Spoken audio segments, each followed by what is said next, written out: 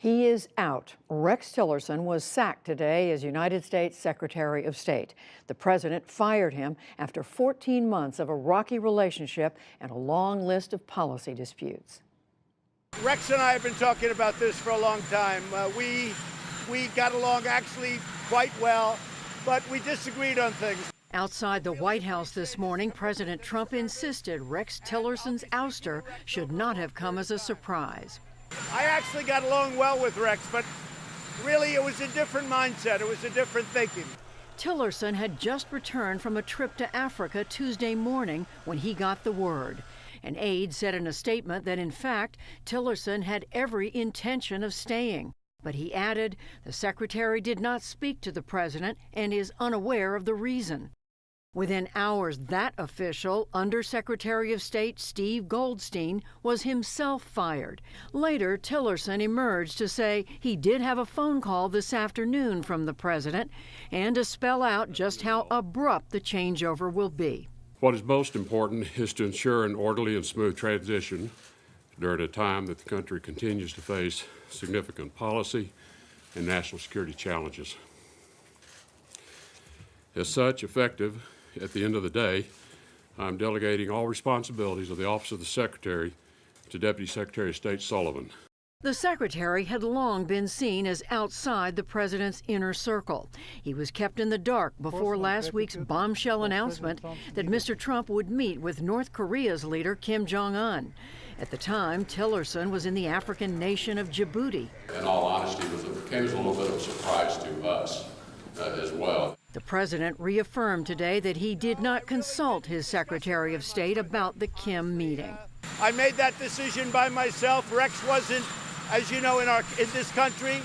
I made the North Korea decision with consultation from many people, but I made that decision by myself. Last fall, the president had dismissed Tillerson's push for diplomacy with the North, saying he was wasting his time. The two men were also at odds over Russia. Just last night, Tillerson warned that if Moscow engineered the poisoning of a former Russian spy in Britain, it was, quote, certain to trigger a response. Mr. Trump appeared to take a more cautious tone this morning. As soon as we get the facts straight, if we agree with them, we will condemn Russia or whoever it may be. The Iran nuclear agreement was yet another point of contention. Tillerson argued for staying in the deal while the president pushed to tear it up. When you look at the Iran deal, I think it's terrible. I guess he thought it was okay. I wanted to either break it or do something, and he felt a little bit differently. So we were not really thinking the same. On other issues, Tillerson objected to the president's decision to pull out of the Paris Climate Accord. And he warned against moving the U.S. Embassy in Israel from Tel Aviv to Jerusalem, to no avail. Last October, his standing with Mr. Trump took a hit after NBC News reported he had called the president a moron and considered quitting. Tillerson never directly denied using the term. The ranking Democrat on the Senate Foreign Relations Committee, Robert Menendez, said today that the Trump-Tillerson clashes have damaged America's standing with foreign nations. Is the president going to change his mind tomorrow? Is the Secretary of State going to say something totally different? The president says that won't happen with his new pick for state, former Kansas Congressman Mike Pompeo, now the director of the CIA. I've worked with Mike Pompeo now for quite some time. Tremendous energy, tremendous intellect.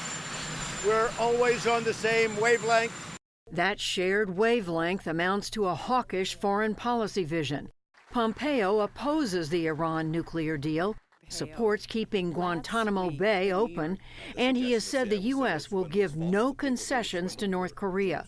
The Republican chair of the Senate Foreign Relations Committee, Bob Corker, says he needs to get to know Pompeo. I've never really had much, if any, dealings with him. I'm not sure we've even met. If he's confirmed, Pompeo will also confront a troubled workforce. Tillerson presided over efforts to cut almost a third of the State Department budget. In turn, the Foreign Service has lost 60% of its career ambassadors during the Trump administration. The ambassadorship to South Korea remains unfilled, And the ambassador to Mexico announced her resignation.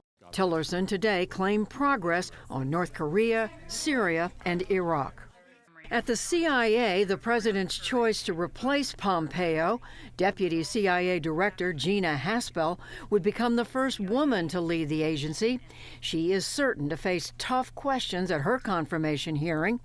In 2002, Haspel ran a secret so-called black site prison for terrorism suspects and later destroyed evidence of waterboarding. Pompeo has also defended the CIA's use of torture. His confirmation hearing will be held in April.